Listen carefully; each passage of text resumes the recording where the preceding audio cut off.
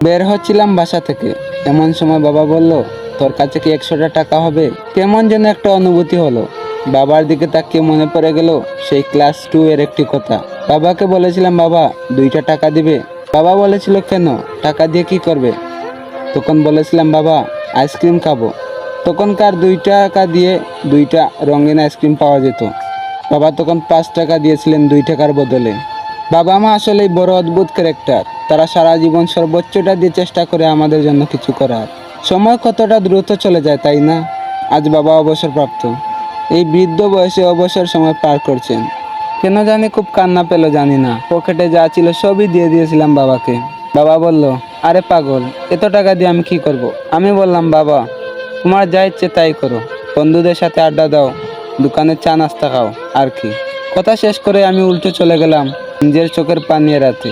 যদিও এটা একটা গল্প, তবুও সময় মতো আপনজনের জন্য কিছু না করতে পারলে কিসের টাকা, কিসের সম্পদ, কিসের ব্যবসা, কিসের চাকরি, এসব দিয়ে কি হবে? কিসের প্রাচুর্য? এসব সব কিছুই তো ক্ষণস্থায়ী। আমি মনে করি আমার বলতে কিচ্ছু নেই, সব কিছুই আল্লাহ তাআলা আমাকে দিয়েছেন শুধু ব্যবহার করার জন্য। আসলে আমাদের জীবনে সব কিছুই ঠিকঠাক রয়ে যায়, শুধু থাকে না আমাদের আপন মানুষগুলো। হয়তো আমরাও একদিন থাকবো না। আমরা যদি আপনজনের জন্য কিছু করে যেতে পারি, তাহলে সেটাই স্মৃতি হয়ে থাকবে পূর্ববর্তী প্রজন্মের কাছে। তো ভিডিওটি ভালো লাগলে অবশ্যই লাইক কমেন্ট করে পেজ হলে ফলো করবেন এবং চ্যানেল হলে সাবস্ক্রাইব করবেন।